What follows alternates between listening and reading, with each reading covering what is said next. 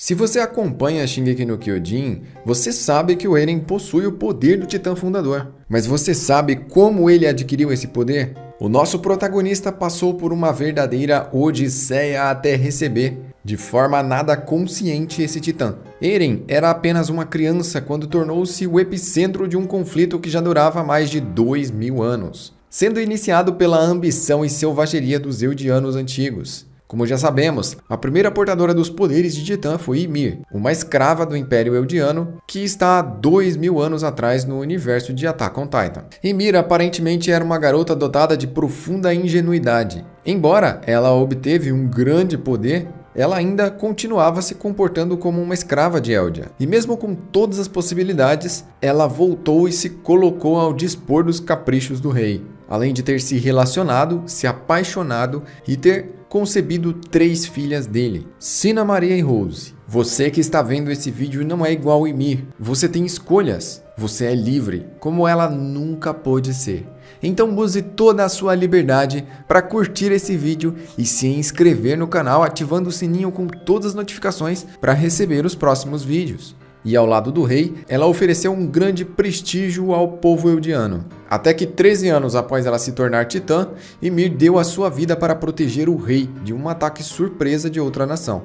Após o incidente, o rei obrigou as suas 3 filhas a comerem a carne da sua mãe, dividindo então o seu poder entre 3 partes. Com o passar dos anos, as 3 filhas de Ymir tiveram filhos, e essa tradição permaneceu, repartindo novamente o poder do Titã até gerar os 9 titãs originais que conhecemos: Fundador, Ataque, Colossal, Fêmea, Blindado, Bestial, Mandíbula, Quadrúpede e Martelo de Guerra. Os titãs primordiais eram repassados de geração em geração entre os membros da família real, criando um monopólio de poder e soberania dos chamados súditos de Ymir, e abaixo deles estavam todas as outras nações. Com o passar dos anos, a história dos titãs foi marcada por distorções e manipulações dos fatos para servir às necessidades da nação dominante. Seus pecados foram encobertos de forma conveniente por aproximadamente 17 séculos, até que o rei 145º, Karlfritz II, herdou o Titã Fundador, e junto com ele todas as memórias de infindáveis conflitos que aquele povo havia gerado.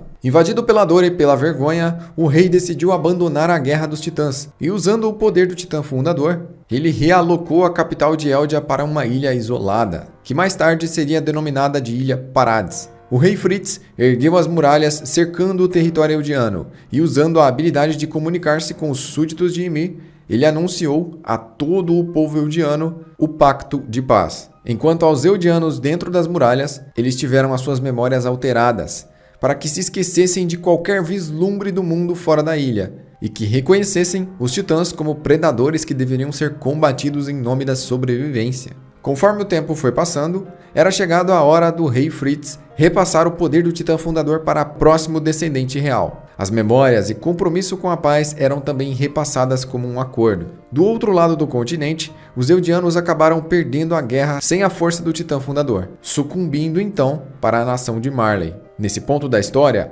os 2 territórios estavam muito bem delimitados, e embora os eldianos dentro das muralhas tenham seguido suas vidas em completa inocência, os eldianos no território de Marley foram manipulados para acreditarem serem herdeiros históricos de um pecado sem perdão. Criminosos compatíveis com o imundo poder dos titãs, sendo obrigados a defender Marley em nome da honra.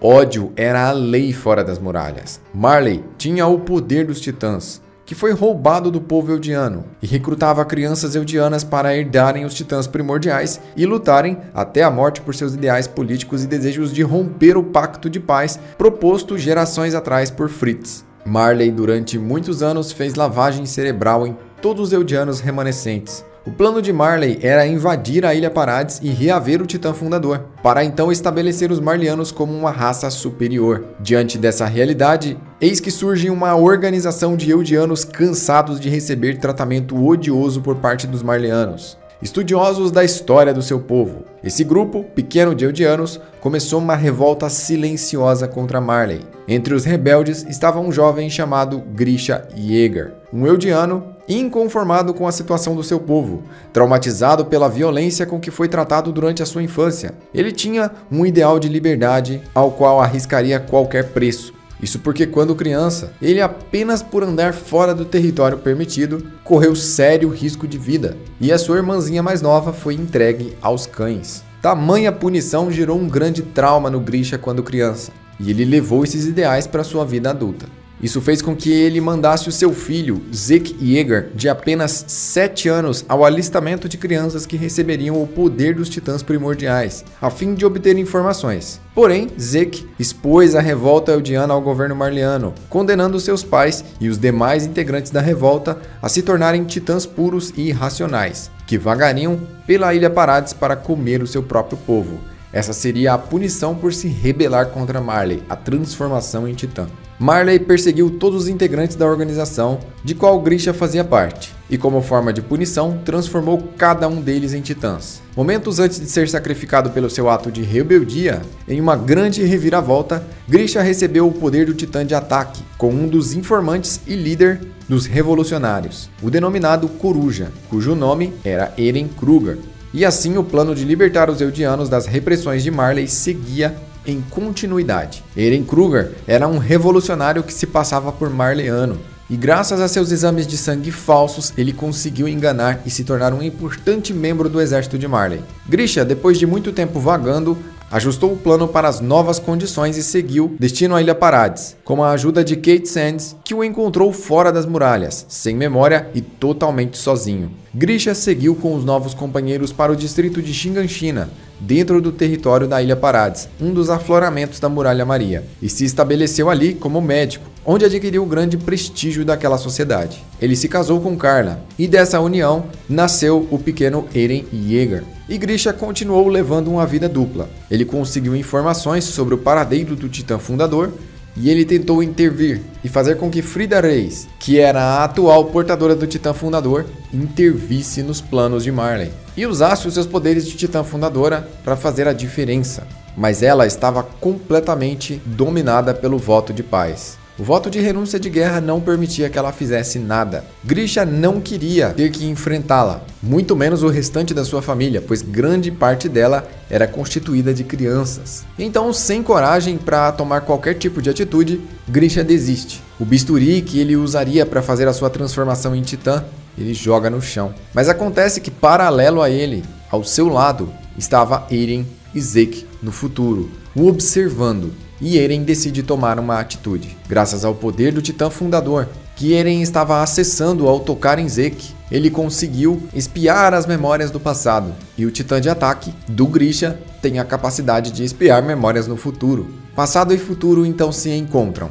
E Eren começa a motivar Grisha para que ele faça isso. Ele fala que Grisha precisa se vingar. Ele se lembra de cada uma das suas motivações. Ele o lembra da sua irmã e de todos os seus companheiros. E de tudo aquilo que ele perdeu nessa jornada. E que ele precisa fazer aquilo. Grisha, então, ouvindo Eren no futuro, resolve tornar as palavras do seu filho motivação para continuar. Então, não vendo outra saída, ele se transforma no Titã de ataque. E devora a portadora do Titã Fundador. E destrói completamente a família real. Com exceção de Rod Reis. Quando ele volta para casa, Grisha percebe que já é tarde demais. A muralha havia sido invadida e Carla Yeager, a sua esposa, havia sido devorada por um titã. O tempo de vida de Grisha estava no final, e ao ter conversado com o Eren do futuro, ele entendeu que o Eren do passado receberia o Titã de ataque e o Titã Fundador. Então foi isso que ele fez. Ele procurou por Eren, e Eren estava em um dos muitos abrigos para sobreviventes. Ele foi até ele, o levou para uma floresta onde ninguém poderia ver o que estava acontecendo ali.